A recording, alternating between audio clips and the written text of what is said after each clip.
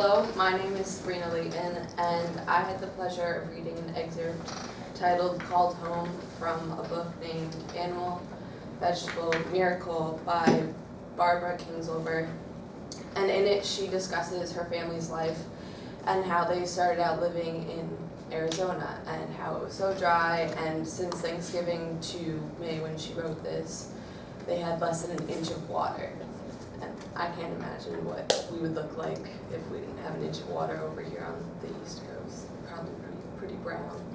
And I remember her husband had a farm in Virginia, and she decided eventually that that's where they would move. She thought that eating locally was a really important thing, and that it was healthier for her and her family. And when they were leaving, they gassed up and they grabbed snacks for the long trip. And the waitress, she made a remark that it was going to rain, and the waitress made like a terrible face and said that she hoped it didn't rain because tomorrow was her first day off in 2 weeks. Once they got to Virginia, she encountered the same kind of situation where it looked like it was going to rain, but the waitress that they had was ecstatic because it was going to help flourish the products that Virginia produced as vegetables and meat and everything like that. In her excerpt, she talks about a concept about food miles. So think about your favorite food, and maybe it's a ripe apple or a slice of cheese to go on your turkey sandwich, and where it comes from. I would hope that it might come from maybe the next state over, or maybe within my own state, but the average food product travels 1,500 miles. That's a lot. That's roughly Augusta, Maine to Tampa, Florida. I think that's ridiculous. But, so how can you trust and know that if you like to buy local food, that it is local or that it's better for you? And what is local?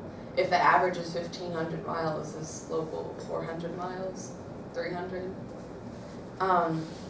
With saying that, if you like to eat locally, or this encourages you to eat locally, there is a challenge that some people like to do.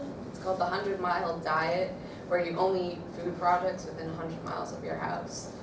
A lot of people argue, who are in favor of this challenge, that it is better for your local community, that it's healthier for you, and cheaper even. When looking at food miles, I read an article called Is Local Better by Sarah DeWert, and in her article she talks about an author, that read a book and he was inspired to eat within 250 miles of his house. 250 miles is more than Hartford, Connecticut to Boston. That's a huge range, so I almost feel like, how is that even eating locally? But in her article, she also brings up the point that local food might not be greener for you. Like, is it even better for you? And if it's not, if you don't believe it isn't, if it is, then is the modern food economy the place to find greener foods? Lastly, I just would like to encourage you, if this inspires you to eat locally, ask your farmers where their food products came from. Did they grow it themselves? Did they get it from the next town over? Or is it from 300 miles away from you? You can check food labels at the store on your food products if you don't want to go to local food farmers. If it says produced in California, that's where they shipped it out of. That doesn't mean they actually made it there. So that's already more than 1,500 miles.